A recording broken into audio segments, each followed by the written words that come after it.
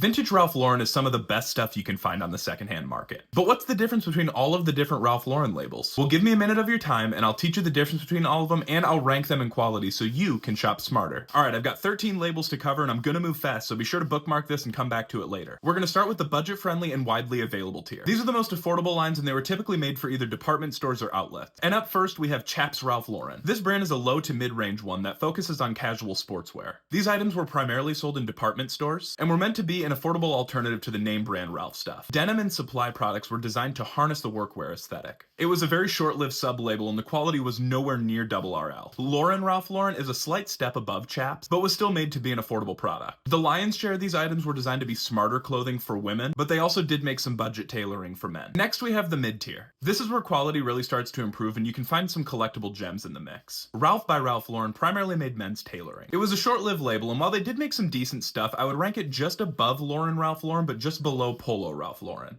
Polo Sport had two different runs. This label was designed to be activewear. Most of the stuff from the second run is nothing to write home about, but there are some things from the 90s that are super collectible as they were really prominent in streetwear and hip-hop culture. Polo Golf and RLX are sports-focused sub-labels, with RLX covering the widest range of technical performance wear. Rugby Ralph Lauren was a very short-lived label. It was designed to be a preppy, youth-centric label that offered bright-colored rugby shirts donning a skull and crossbones or RLFC. Then we've got Polo Ralph Lauren, and this is the bread and butter of the brand. This is right in the mid-tier, and they offer a wide variety of clothing from fine tailoring to casual sportswear. Most of this label is pretty good stuff. Some of the things are even great, and some are less impressive. University Club was an entry-level tailoring label produced in the 80s. It was made to target young professionals just entering the workforce with fine fabrics and dress clothes at an approachable price point. Polo Western Wear wasn't technically its own sub-label, but it is worth mentioning. It was introduced in 1979 as part of Polo Ralph Lauren, and these Western-inspired garments weren't necessarily known for being top quality, but they can be pretty collectible if you can find them on the secondhand market. And finally, we have the top tier. This is the best of the best, featuring premium materials and craftsmanship. And first we have RRL, or Double RL. This brand is named after the Double RL Ranch owned by Ralph and his wife Ricky. It's a brand that focuses on premium vintage Americana, with takes on workwear, western wear, and military-inspired pieces. Ralph Lauren Black Label had a 10-year run. It was a fashion-forward take on Ralph's tailoring, made with slimmer, modern cuts and luxury fabrics. And lastly, we have none other than Ralph Lauren Purple Label. This is the pinnacle of Ralph Lauren. This label offers custom-tailored, made-to-measure suits and sportswear. It uses fine fabrics and expert-level manufacturing to represent the highest level of quality that Ralph Lauren offers. If you find Purple Label at the thrift, you know it's going to be a good day. And there you have it. Let me know if there's anything I missed in the comments below, and let me know if there's another brand that you'd like me to cover.